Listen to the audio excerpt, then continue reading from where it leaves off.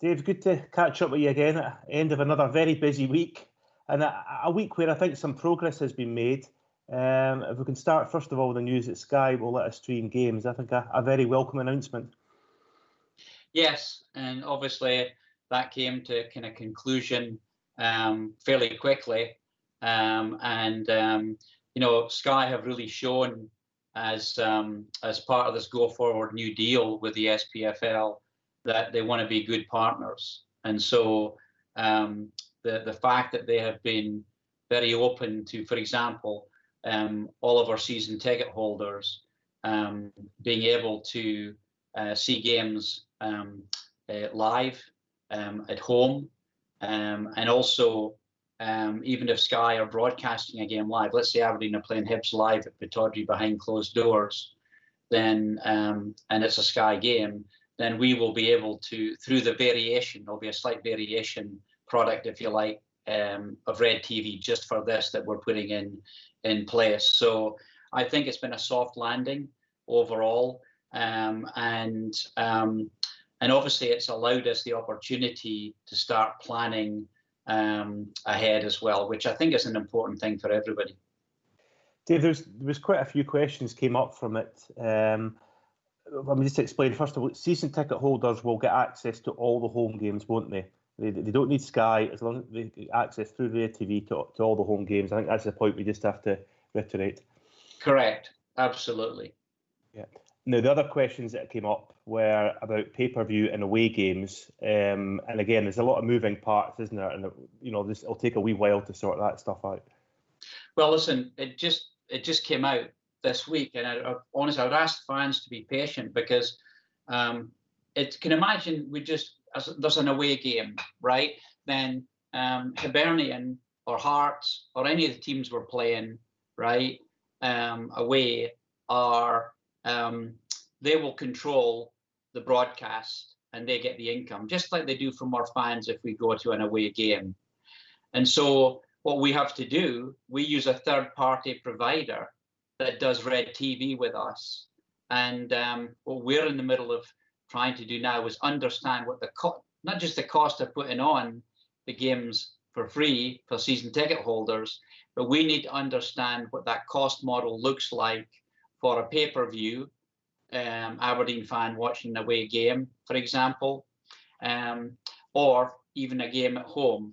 So, there's just a number of things we need to pull together to get the cost model correct, and then whatever the price is that we would charge for a pay-per-view game in the case of one that we control, or the other clubs would charge as well. I think the other thing, Dave, to point out is for our RedTV international viewers, I mean, they won't be affected by this, will they? I mean, they should have the same service as they always do. So viewers like yourself, Dave. Yeah, and so RedTV International clearly is allowed to broadcast games in the UK at 3 o'clock on a Saturday afternoon, for example.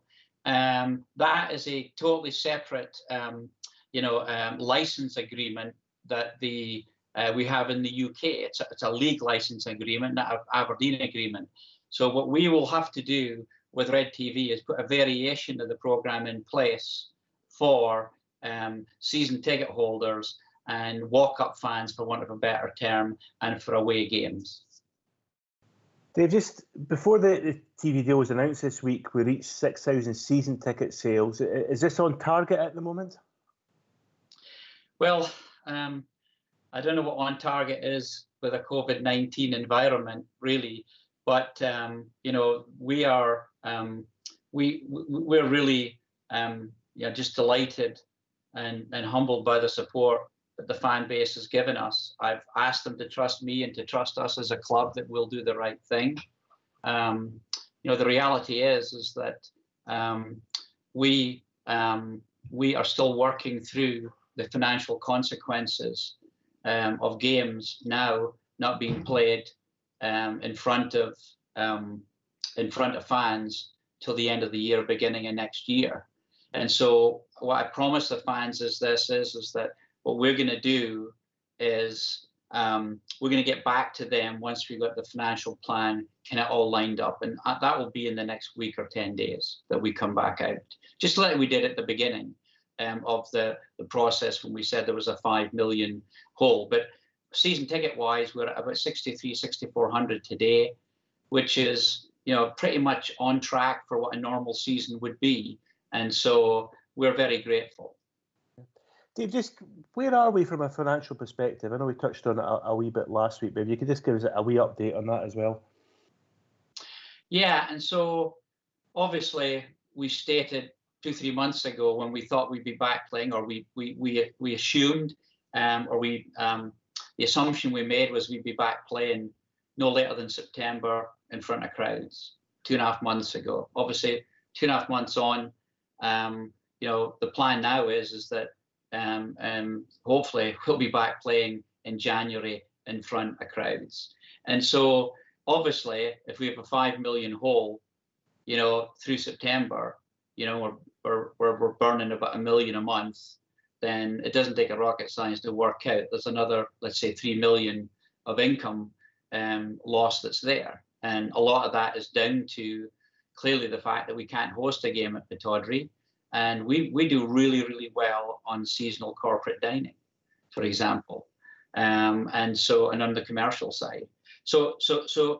But that's what we're working through just now, right? And I need another, you know, week to 10 days to come back. But the other thing people need to understand as well, or might be fully aware of, is when Cormack Park is costing $750,000, 750,000 a year of operating costs to run that facility, right? And so that's a new cost for the club. In addition to that, we have spent about £1 million more last season, or this season that's just been concluded, on player wages, and from the original budget we put together. And that was a deliberate decision that we as a board and Derek, everyone made to really drive forward, you know, the quality of the squad. And of course, that was before COVID-19, you know, came into place. You know, we had raised 5 million to put in the club in December, and we put another 2 million in recently. But obviously, hindsight's a wonderful thing, and COVID-19 is COVID-19. The point is that, you know, we are in a great position with all the squad being under contract, but we spent more than we planned to spend last year, and it's really a case at this stage now. We're trying to put all that into context, and then come out to the fans and say, here's where we are, and here's what we're focusing on. There's a lot of financial challenges everywhere, though, and obviously a lot of the fans are facing uncertain times. So, I mean, what are the club doing? What else are the club put in place to help them?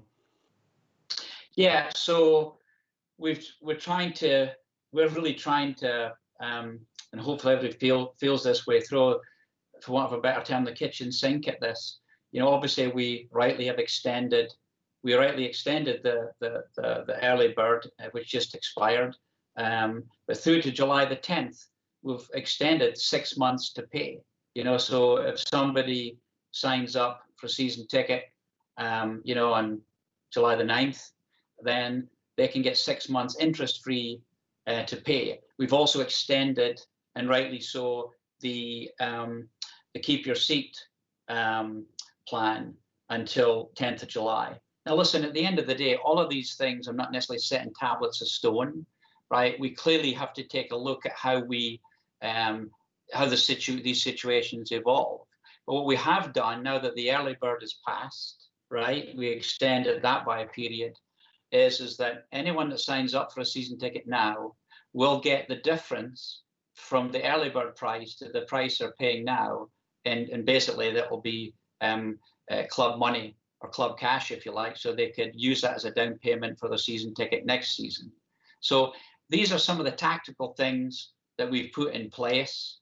But make no mistake, you know, one other thing as well that we've done too, Mal, is that I've managed to get the directors to commit to extend the matching program for season tickets. And so I think we're at about £150,000 now that the directors would commit to the trust, and that money is with them now. I think that the And if we continue this process, we hope to get over 200,000. And the trust needs that to execute these fantastic programs that they're doing. So hopefully the fans feel like we're being transparent, right?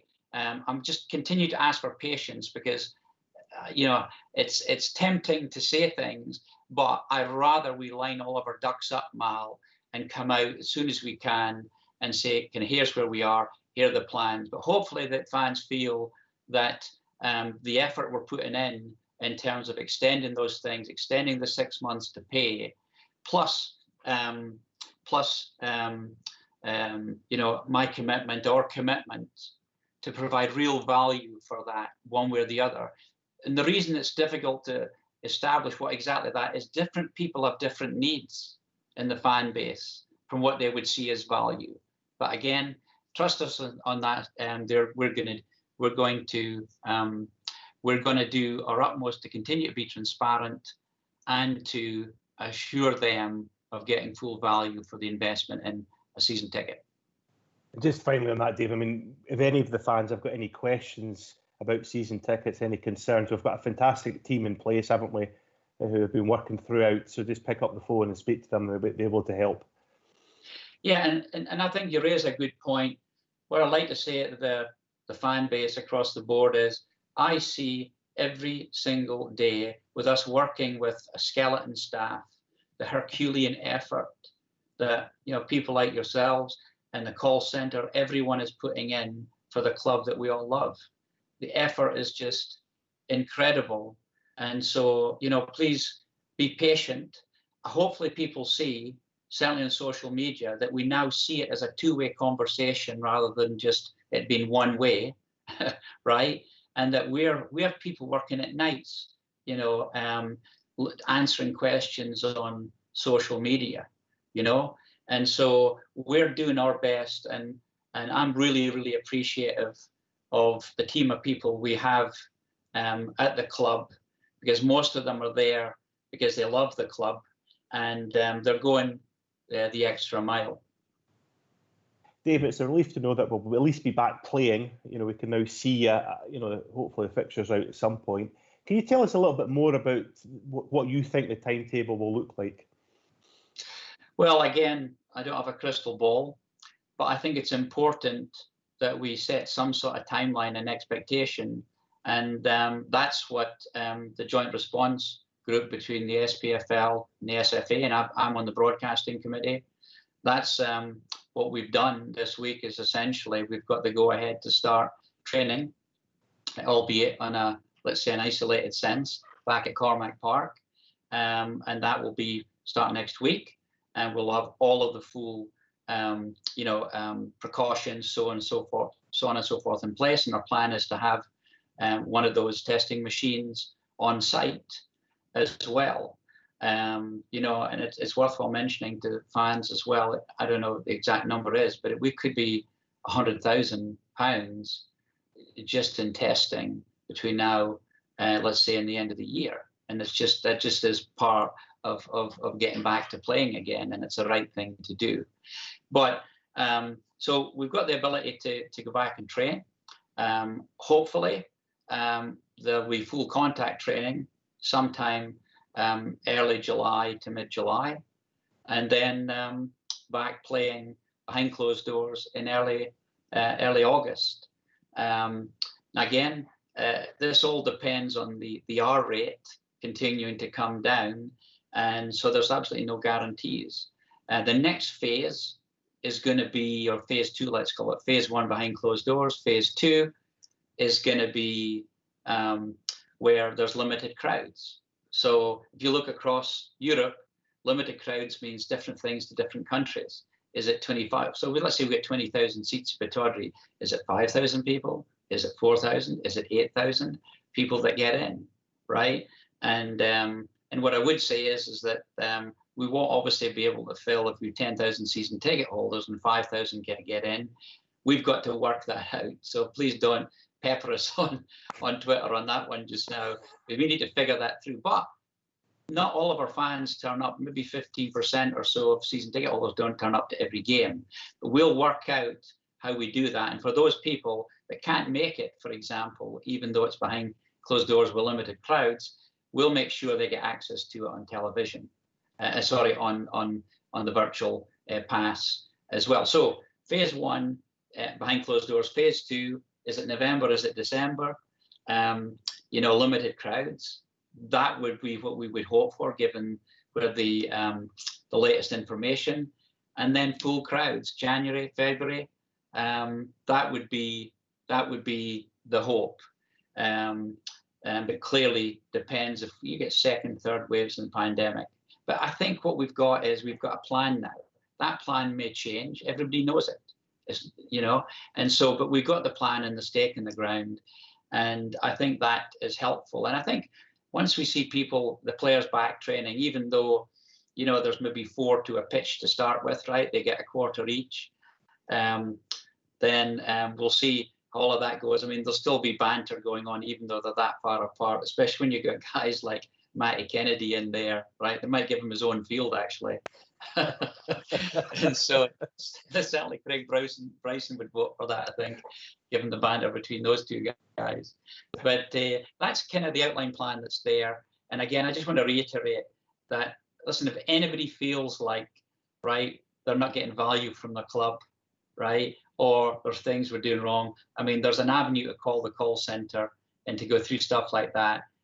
Because here's what I'm hoping for out of all of this is that I see, just by virtue of what we've gone through and the work the community trust and the club has done, that you see people falling back in love with the club. We need to be at the heart of our community. We're not just doing it because people think good of us. We're doing it because it's the right thing to do.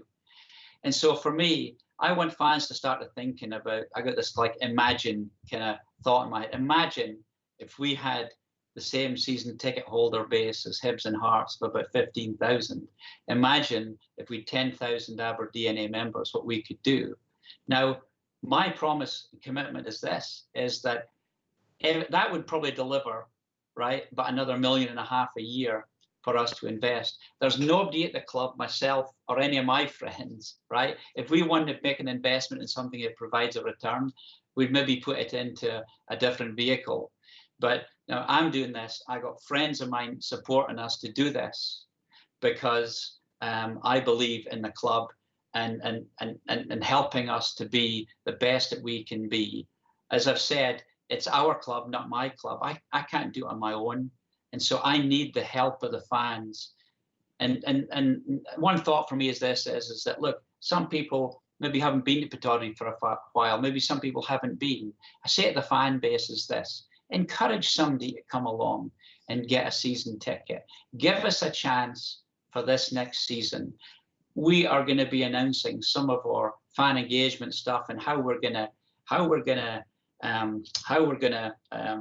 tart up the old lady, so to speak, at Pittodrie, the old lady being Pittodrie, how we're going to be making us really proud of our home.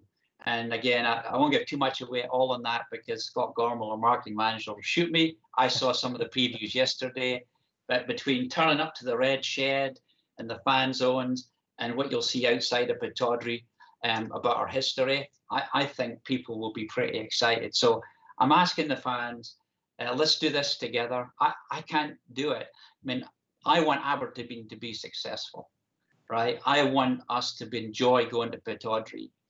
And if they would have a mind to helping all of us, because it's our club, by getting somebody to buy a season ticket who's willing and able, of course, and that they could come to and experience what we've got next season, I think they'll be pleasantly surprised.